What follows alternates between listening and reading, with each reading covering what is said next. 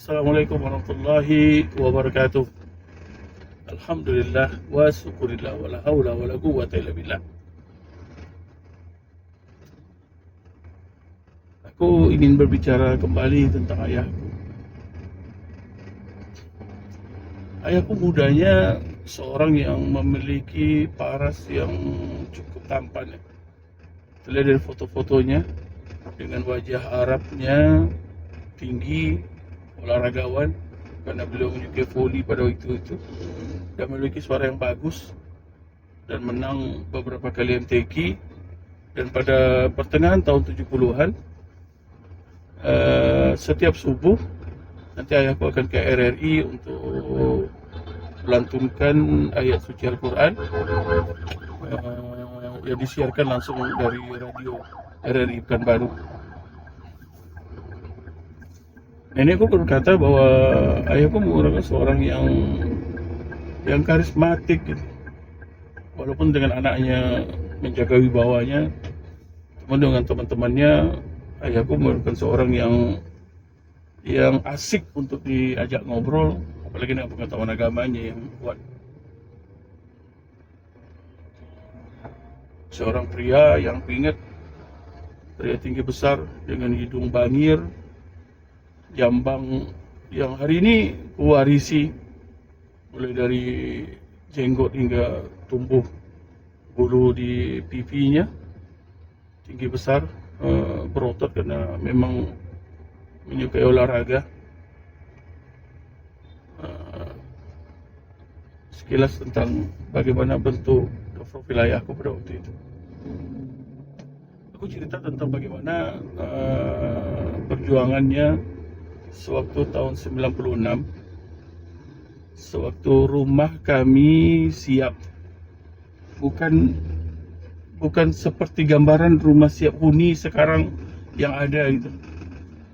Rumah kami siap dengan tanpa plester, tanpa listrik, tanpa jendela, dan kamar mandi pada waktu terpisah, belum tertutup, karena tidak ingin lagi mengontrak. Kami diboyong di Harapan Raya namanya, di pelosok yang sekarang udah menjadi tengah kota. Pada itu di ujung langit kata tempat buang anak. Kami diboyong pindah ke sana.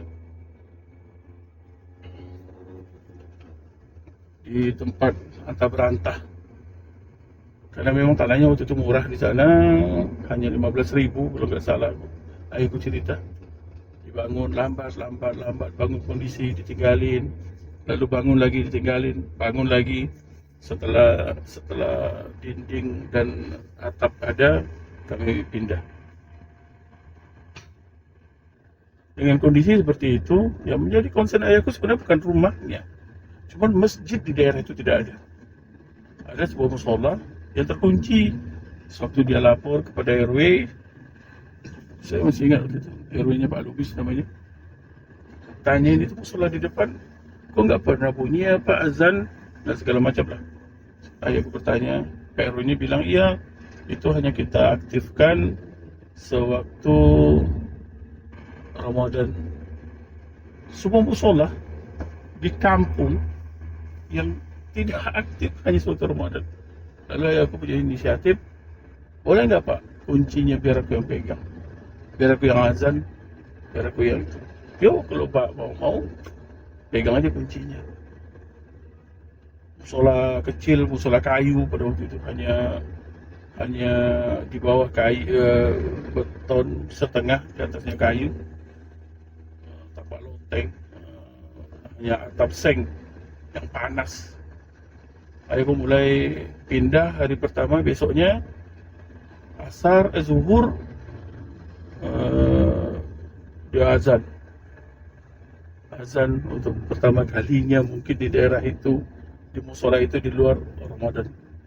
Azan, pergi sholat sendiri, azan sendiri, imam sendiri, tutup pintu sendiri. Kalau pas asar pulang, kami berdua jalan, azan, iqomah sendiri, aku jadi makmum sendiri, lalu pulang. Kadang-kadang ditengok, masih ingat banget beberapa rumah yang mengintip dari jendela, ini dua beranak nih ngapain ke masjid. Namun ya, yang namanya azan, iqomah ada terus, subuh ada terus, ada juga orang-orang tua, ya orang-orang tua datang lalu berkata alhamdulillah, ada juga rupanya masjid ini hidup, musola ini hidup. Ya mulailah dari sana ya, aku membangun musola itu, mengajak orang datang sholat berjamaah. Akhirnya datang, jamaah penuh, masalah pun muncul. Biasalah, suatu musola tidak hidup, semua tidak ingin membina musola tersebut. Tapi suatu musola hidup, semua seakan-akan mengerti tentang fikihnya sholat di sana.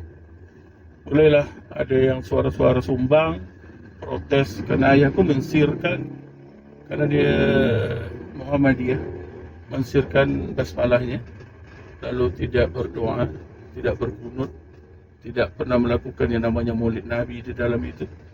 Hari besar Islam kata di dalam itu, mulai timbul suara-suara bimbang, suara-suara sumbang. Aku ingat terakhir suara sumbang itu hilang sewaktu sholat maghrib, karena udah begitu santer banget suara sumbang itu. Ada seorang bapak-bapak tua yang pindah dari suatu daerah di Sumatera, yang tidak merasa senang lalu mencak-mencak. Orang tidak berani karena dia dulu katanya pendekar, tapi sepertinya salah ribut kalau dengan ayahku, karena ayahku dulu juga seorang petarung di jalan.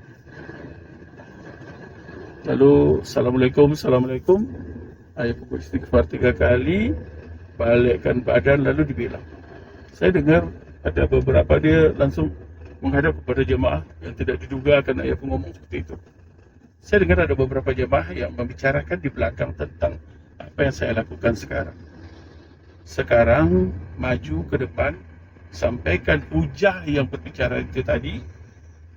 Kalau memang itu memang bisa kita terima, aku akan rubah cara sholat.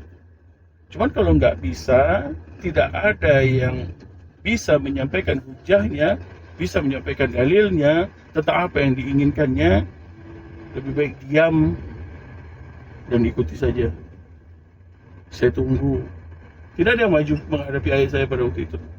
Tidak ada yang berani, bahkan aku tahu itu bapak itu, karena waktu dia mencak-mencak itu dia mungkin nggak tahu ya bahwa aku adalah anaknya pada waktu itu, sampai mukul, dia mencak-mencak itu sampai mukul lantai tempat dia duduk itu.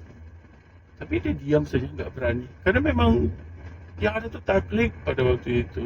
Tidak ada dasar sama sekali agama, dasar ilmu ya, kenapa dia melakukannya. Lalu ayahku melakukan ya khasnya orang Muhammadiyah zaman dahulu lah, khasnya orang Muhammadiyah zaman-zaman itu memang apa militansinya. Nanti sewaktu aku bersentuhan dengan orang-orang salaf, salah satunya ya perbedaannya yang paling mendasar adalah soal seperti itu. Nanti kita bicarakan. Tidak ada yang berani, setelah itu diam. Hari ke hari akhirnya musola diperbaharui, lalu diperbesar. Ada Mbah Waridi yang mewakafkan tanahnya di sebelah itu, lalu diperbesar kembali musola itu, lalu diurus legalitasnya untuk menjadi masjid, karena pada waktu itu masjid jauh ke Jalan Cengkeh, orang harus sholat Jumat ke masjid itu. Lalu diurus legalitasnya. Aku tahu ayahku mengurusnya sendiri, ayahku mengurusnya untang panting hingga ke kantor wali kota. Pada waktu itu semua harus izin sampai wali kota. Lalu mendatangi ke depan itu ada toko bangunan pada waktu itu, depannya sekarang jadi Bank BCA, meletakkan leher ayahku di sana. Untungnya si Koko pemilik toko bangunan itu berkata, gua kalau sama Pak Ustadz percaya, ambil aja bahan bangunannya, orang untuk bangun masjid kok, gua percaya. Jadi mulailah dibenahi masjid itu hingga sekarang menjadi megah masjid itu. Setahun yang lalu ibuku pernah cerita sama aku sewaktu Ramadan pengurus yang baru memberikan sebuah kata sambutan gitu. Pengurus Ramadan memberikan kata sambutan, pengurus masjid pada bulan Ramadan memberi kata sambutan, lalu membacakanlah histori masjid ini gitu loh, histori masjid itu. Tahun sekian Bapak Anu yang menjadi pengurus masjid, kita ucapkan terima kasih kepada beliau bla bla bla bla bla. Tahun sekian masjid ini dipugar bla bla bla bla. Cuman tidak ada tersebut sedikit pun nama ayahku di dalam itu. Padahal aku adalah saksi sejarahnya bagaimana kami berjibaku pada waktu itu menghidupkan masjid itu. Ayahku berjibaku pada masjid itu. Ibuku bercerita dengan nada yang cukup sedih dan jengkel gitu loh. Ayahmu nggak diingat orang lagi gitu. Lalu aku berkata, apa pentingnya diingat oleh orang dunia ini gitu? Apa pentingnya? Karena generasi juga bertukar. Yang tua-tua di daerah itu pun juga telah banyak yang wafat. Tinggal mereka yang pendatang setelah itu, ya mendapatkan masjid itu dalam kondisi yang selalu bagus. Lalu dengan semua perencanaannya ya biasa. Karena memang dokumentasi tercatat pada itu ya sangat kurang. Aku hanya sampaikan kepada ibuku, tidak penting tentang pendapat dunia. Semoga dalam setiap sujud-sujud panjang jamaah di dalam itu, dalam setiap jamaah yang sholat di dalam itu, orang-orang yang memanfaatkan masjid itu, semoga mengalir terus pahala kepada ayahku. Semoga apa yang beliau lakukan di masjid itu, walaupun hari ini tidak lagi teringat oleh